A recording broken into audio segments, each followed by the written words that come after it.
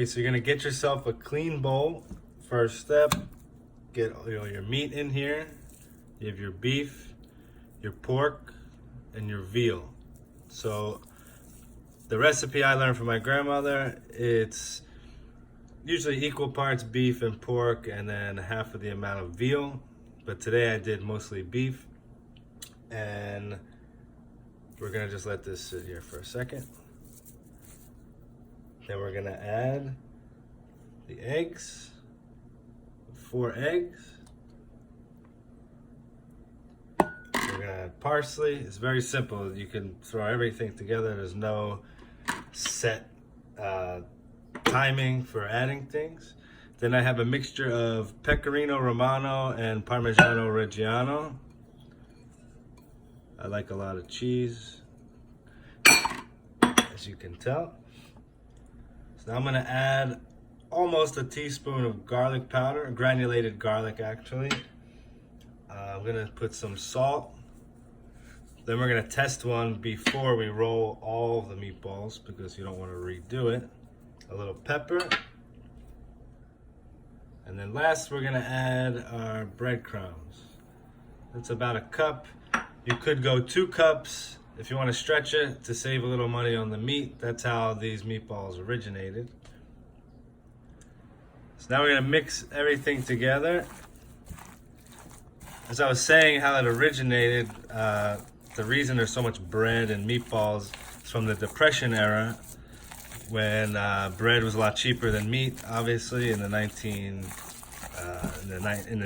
and in the 20s and the 1900s.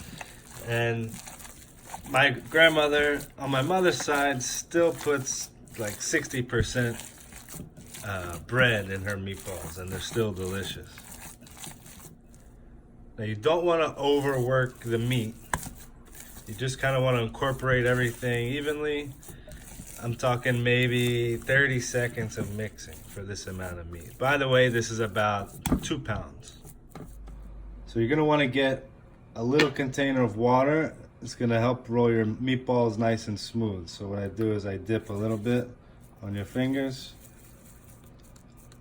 Roll down. You can put them any size you want, but if you're going to be frying them in the pan, you don't want to make them too big, or else you're going to have to cook them for a long time and risk burning them in the pan.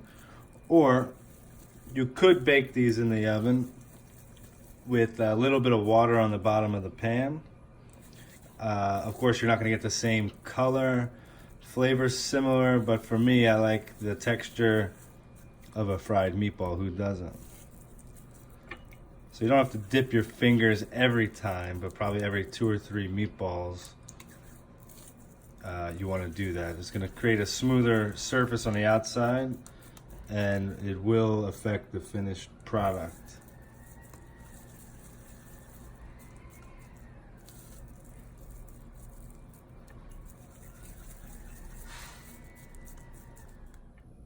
Okay, so the meatballs are all rolled now. I got about 25 to 27. You could get anywhere between 20 and 30, depending on the size. Now you want to get this plate ready with a paper towel. It's going to get any excess oil. So my oil nice and hot. You should always use a thick bottom pan. And you're going to want to brown all the sides, but do not crowd the pan, or else you will make a mess and start breaking balls. So I started with about a 1/4 cup of oil. You want to kind of coat the bottom of the pan. Now the meatballs are going to release some oil, so the next batch you're not going to have to add any oil. You should be fine. So I'm going to cook them on medium to high heat. Check underneath with a spoon. Once you see them golden brown, you're just going to flip them over. I'm going to show you.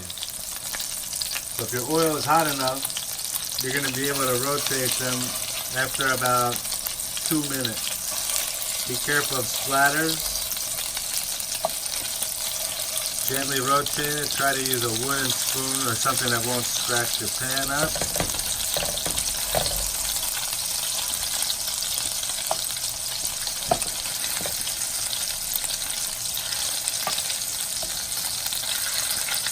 I'll typically roll these around 3 or 4 times to catch all the sides. And once all the sides look like this, they're going to be done.